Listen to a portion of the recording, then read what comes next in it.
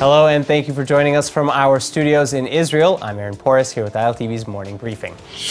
The IDF responded Wednesday night to a couple of rockets fired at Israel from the Gaza Strip. One reportedly fell in an open field near the Sha'ar HaNegev Regional Council, and no injuries or damages were reported. Another rocket reportedly fell backwards, landing within the Gaza Strip. Still, red alert sirens were sounded in the southern Gaza border communities, and the army responded against a Hamas guard post in the central Gaza Strip with tank fire. As Hamas is in control of the Gaza Strip, Israel holds the terror group responsible for any attacks emanating from within its territory. But former Defense Minister Avigdor Lieberman again criticized the seemingly lax response, saying that confrontation is inevitable and that there's no need to wait for human casualties on our side. Quote, "We must return to a policy of targeted assassinations and massive damage to terrorist infrastructure," end quote. Meanwhile, the IDF also conducted a series of arrests across the West Bank and in the north. On Twitter, the IDF reported overnight that in cooperation with the ISA, the border police, and the Israel police, 8 Palestinians were arrested in the West Bank, and the suspects were all wanted for involvement in terror against civilians and soldiers, and other popular violence. The detainees have all since been transferred for questioning too. Then, finally, in the north on Thursday morning, Walla News reported that a Lebanese citizen was arrested after crossing illegally into Israel. The man crossed over near the village of Har Dov, and he's also been transferred for questioning.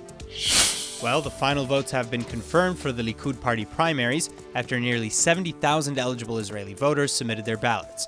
And with 30 expected seats in the Knesset, the final Likud list has just been published.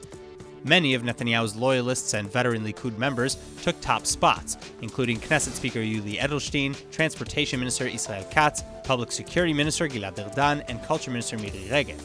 Gideon Sa'ar, who took 4th place despite Netanyahu campaigning against him, is the only one in the top 10 who really poses any opposition to the Prime Minister. Netanyahu took this as a win, however, since at least Sa'ar did not take first.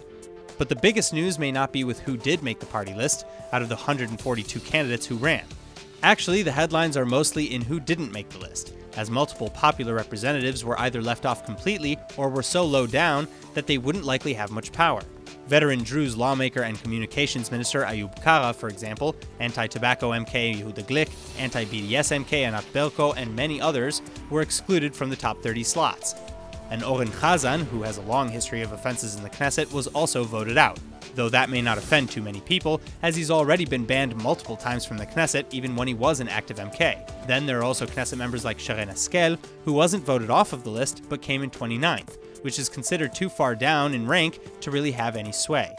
With her at 29th place and Glick out completely though, the Likud now doesn't have any Anglo representation either. The only way this could change then is if Prime Minister Netanyahu appoints Deputy Minister at the Prime Minister's office Michael Oren to the spot on the list that is reserved for a party member of his choice.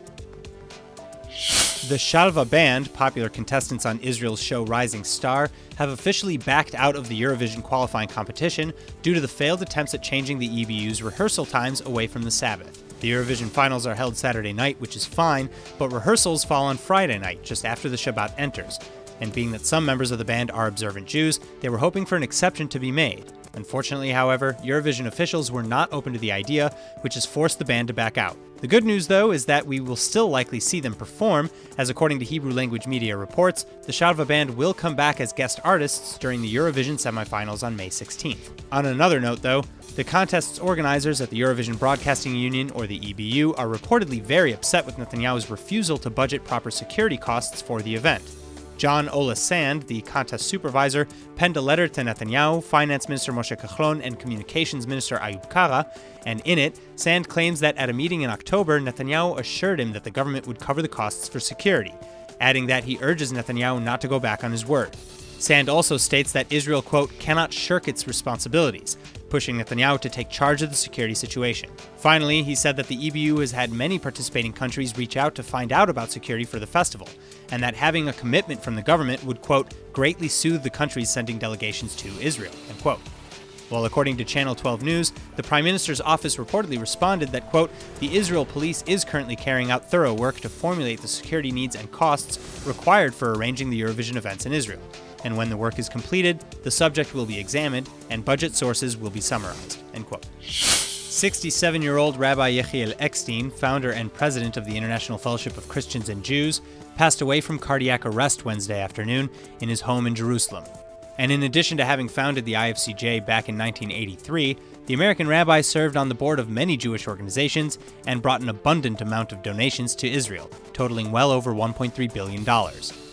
Rabbi Eckstein also facilitated Jewish immigration to Israel and financially helped lone soldiers as well as many other people in need.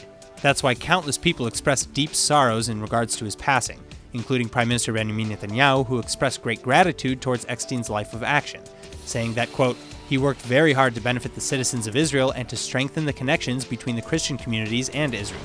May his memory be a blessing," end quote. Additionally, judging by the amount of support received within just hours of his death by Jewish organizations all around the world, one can see just how massive an effect Eckstein really had on the community. President Reuven Rivlin also issued a statement lamenting the death of a, quote, "great man, a great Jew, and a great Zionist. He will be felt for generations," end quote. He also called him a man of charity and vision, saying, "May his memory be a blessing." Rabbi Eckstein will be laid to rest on Thursday in Jerusalem. May he rest in peace. That's all for now, so remember to follow us on Facebook at Israel English News and on Twitter at ILTV News. I'm Aaron Porras, and see you later with our main daily broadcast.